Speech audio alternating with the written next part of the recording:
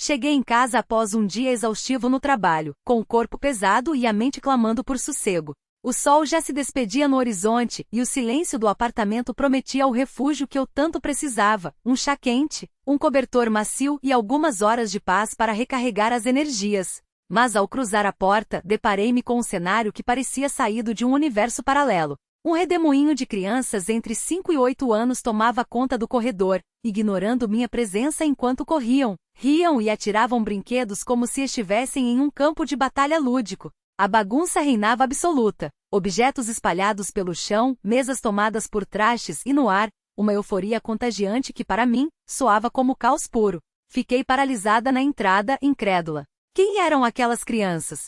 Por que estavam ali? Meu marido e eu nunca havíamos combinado receber visitas, muito menos um trio de pequenos furacões. Olhei para ele, sentado no sofá com um sorriso complacente, observando a cena como se tudo estivesse exatamente como planejado. Oi, disse ele, sem se mover, como se minha expressão de choque fosse invisível. Trouxe os sobrinhos. Ficarão alguns dias conosco. Não se preocupe, eu dou jeito para eles não atrapalharem. As palavras dele ecoaram em minha cabeça, mas não fizeram sentido. Sobrinhos? Quando isso foi decidido? Porque eu não sabia de nada. Nossos planos para a noite, que incluíam apenas tranquilidade, evaporaram no instante em que aqueles pequenos invadiam nosso espaço. Enquanto as crianças continuavam sua corrida desordenada, derrubando tudo pelo caminho, tentei conter a frustração que crescia dentro de mim. Você os trouxe sem me avisar? Perguntei, lutando para manter a voz firme. A gente tinha planos. Por que não me consultou? Ele nem sequer desviou os olhos das crianças, como se minha indignação fosse irrelevante. Continuou rindo, incentivando a bagunça sem perceber, ou sem se importar, com quão magoada eu estava. Você sempre disse que queria filhos, respondeu, finalmente olhando para mim com um sorriso confiante. Como a natureza não nos deu os nossos, que tal treinar com esses? São ótimos, você vai ver. É um bom preparo para quando o nosso chegar. Suas palavras foram como uma faca. Não era assim que eu imaginava. Não estava preparada para ser mãe, muito menos para 3 crianças que não eram minhas, sem aviso prévio, sem tempo para me adaptar à ideia. Sonhava com a maternidade, sim, mas sabia que isso exigia preparo emocional, uma decisão consciente e não um golpe de surpresa.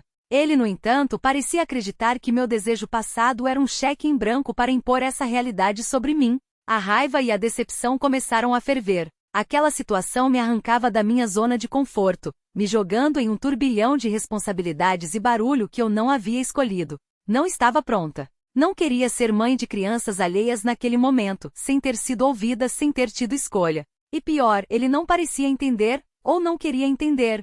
O quão doloroso aquilo era para mim. À medida que a noite caía, o caos só aumentava. Os meninos não davam trégua. Corriam, gritavam, derrubavam coisas, transformando o apartamento em um campo de guerra. Tentei trabalhar, revisando e-mails e documentos, mas era impossível me concentrar. Precisava de algumas horas de silêncio para me recuperar do dia estressante, mas aquele sonho se esvaía a cada grito, a cada risada estridente. Quando me levantei para fazer um chá, um deles passou correndo e me empurrou com tanta força que quase caí. A paciência, já no limite, começou a se esgotar. O que mais doía era a indiferença do meu marido. Ele estava na cozinha, conversando tranquilamente com os sobrinhos, como se nada daquele caos o afetasse. Não olhou uma única vez na minha direção, não percebeu, ou ignorou, o quão abalada eu estava. A cada minuto de sua calma, minha angústia crescia. Quando finalmente me aproximei dele, a voz tremia de tensão. Você não vê como isso me afeta? Perguntei, tentando não gritar. Como pode ser tão indiferente? Eu disse que não estava pronta, mas você não me ouviu. Não pensou que eu não quero essa responsabilidade agora. Não estou preparada para isso. É demais para mim. Ele demorou a responder. Quando fez, seu olhar carregava um misto de impaciência e irritação, como se minhas queixas fossem exageradas. Suspirou, largou o talher e finalmente me encarou. Você quer que eu os mande embora agora? São só crianças, não tem culpa de os pais não. Não aguentei ouvir o resto. As lágrimas ameaçavam transbordar. Não era só nada. Era uma invasão ao meu espaço, à minha paz, aos meus limites. Ele reduzia meu desconforto a um capricho, como se meu esgotamento emocional fosse irrelevante. Não queria ser a vilã da história, mas também não conseguia fingir que tudo estava bem.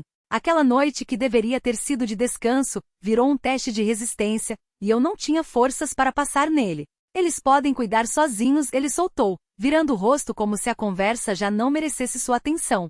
Por que você não relaxa e é um pouco mais gentil com eles? Aquelas palavras foram como uma faca no peito. Mais uma vez ele me colocava na defensiva, como se eu precisasse justificar meu próprio esgotamento. Não era sobre bondade ou tolerância, era sobre traição. Não a traição de um amor, mas a de um respeito que deveria ser básico. Meus sentimentos tinham sido ignorados, pisoteados, reduzidos a um mero capricho de quem não sabia lidar. E o pior, ele falava como se eu tivesse a obrigação de engolir tudo em silêncio, só porque em algum momento nós havíamos falado sobre filhos.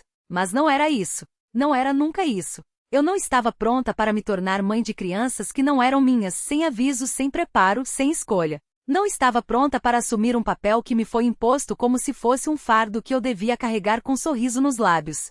E quando as lágrimas ameaçaram cair de novo, engoli o nó na garganta e respondi, a voz trêmula, mas firme: eu não estou pedindo para você abandoná-los. Não é isso. Mas você nem parou para pensar que, para mim, isso não é só crianças, é uma situação que me está destruindo. Você os trouxe aqui sem me consultar, sem perguntar se eu estava pronta, sem sequer me ver. E agora cobra que eu seja gentil, que eu finja que está tudo bem. Minhas mãos tremiam. Isso não é sobre eles. É sobre você. Sobre a sua falta de consideração.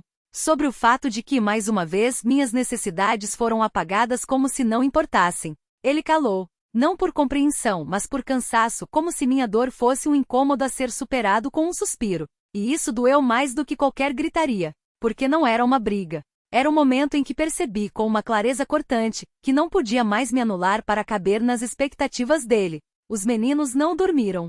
Continuaram correndo, rindo, gritando, enquanto eu me sentava no sofá paralisada, como se tudo aquilo não fosse real. Como se aquela não fosse a minha casa, a minha vida, o meu casamento. Meu marido, alheio ao meu desmoronamento, ainda brincava com eles, o rosto relaxado, os risos fáceis. Não havia nele nenhum sinal de que enxergava o vazio que se abria dentro de mim. Levantei-me e fui para a cozinha, buscando um pedaço de silêncio que não existia. Os gritos das crianças ecoavam pelas paredes, e minhas mãos tremiam tanto que quase deixei o copo cair ao encher de água. Estava exausta. Não do barulho, não da bagunça, estava exausta de ser invisível, de ter meus limites tratados como exageros, minhas lágrimas como drama, meu desespero como frescura. Quando voltei para a sala, nada havia mudado. Ele ainda ria com eles, os olhos brilhando de uma alegria que, para mim, soava como uma traição. Não havia ali nenhum vestígio de que ele percebesse o quanto eu me perdia naquele momento. O quanto nós nos perdíamos. Aproximei-me, e desta vez não havia mais espaço para silêncio. Você não entende, disse, e minha voz quebrou não só de raiva, mas de um desespero que já não cabia mais dentro de mim. Você ignora o tempo todo que eu estou afundando. Acha que é fácil? Acha que eu posso sorrir e fingir que não estou me desmanchando enquanto tudo desaba ao meu redor? Respirei fundo, as palavras saindo em soluços contidos. Eu me sinto impotente. E você não quer ver, não quer saber. Para você, isso é só um incômodo passageiro. Para mim é uma prova de fogo. E eu não sei se vou sair inteira dela.